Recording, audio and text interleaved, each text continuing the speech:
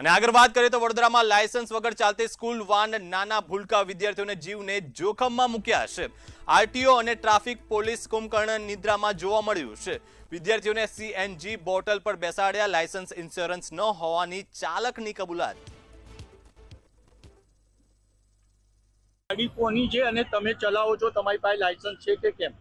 મારા પાસે learning licence છે, હજુ મારું પાકું લાયસન્સ આવ્યું નથી ને આ ગાડી છે સોહિલ પઠાણની। હા, ને પાકું લાયસન્સ જે લગીને આવે ને ત્યાં લગીને ગાડી ચલાવવી નહીં। અને ઇન્સ્યોરન્સ પણ નથી?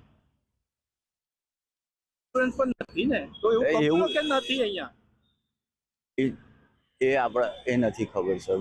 અને આ કોઈ અકસ્માત થઈ જાય તો ગંભીર બાબત કહેવાય ને? હા, ગુનો કહેવાય, ગુનો કહેવાય। વડોદરા શહેરમાં આરટીઓ કુંભકર્ણ નિંદ્રામાં અને સ્કૂલ વાન ચાલકો બેફામ બન્યા છે। આપ જોઈ શકો છો સ્ક્રીન પર, આ સ્કૂલ વેન છે અને ટેક્સીમાં ચલાવે છે ને અહીંયા બાળકોને જે રીતના ભર્યા છે એ જોઈ શકાય છે।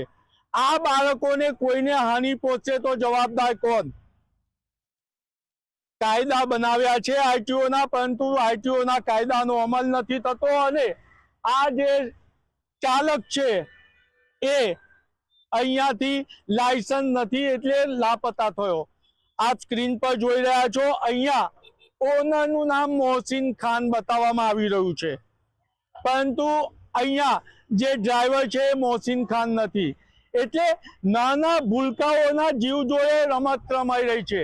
લાયસન્સ નથી ઇન્સ્યોરન્સ પોલિસી અને બકરા ઘેટાની જેમ બાળકોને ભરી દીધા છે। જવાબદાર કોણ? ટ્રાફિક પોલીસ શું કરે છે? કોઈ નાના ભૂલકાનો જીવ જશે ત્યારે પછી સક્રિય થશે આરટીઓ અને ટ્રાફિક પોલીસ। માત્ર હપ્તા ઉઘરાવવા માટે પાવરધી બની હોય તેમ લાગે છે। બાળકો ગભરાયેલા છે, પરંતુ જે વાહન ચાલક છે એ અહીંથી ફરાર થઈ ગયો છે। કેમેરામેન મિલિંદ મેલે સાથે નિલેશ બ્રહ્મભટ્ટ, મંતવ્ય ન્યૂઝ, વડોદરા।